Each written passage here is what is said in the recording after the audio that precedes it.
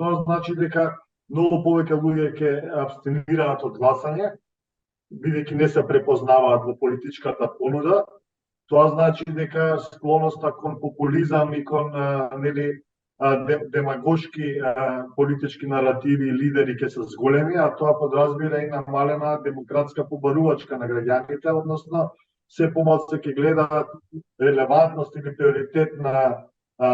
реформскиот процес, а се повеќе за тоа како некој да ги избави од елементарната екзистенцијална неизвестност во која што живеат. Тоа ќе партиите го намалува притисокот всушност да испорачаат квалитетна политичка агенда, така да со одврзани раце без ризик дека ќе ги промени од власт она неопределено, да речем, гласачко тело, секако се многу посклони кон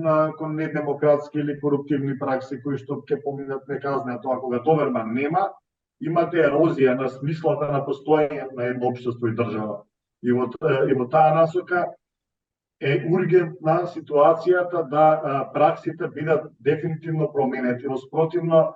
имплозијата на нашето општество кон внатрешни конфликти, незадоволство, интраетнички судири и слично, се повеќе ќе растат тие ризици, што не ветува никаква стабилност или просперитет на земјата на среден рок, би рекол дури. Ние мораме да го смениме изборниот модел во насока на тоа да бутка на површина луѓе, кадри, кандидати кои што се компетентни. Законот за висока расположна служба мора што поскоро да се донесе,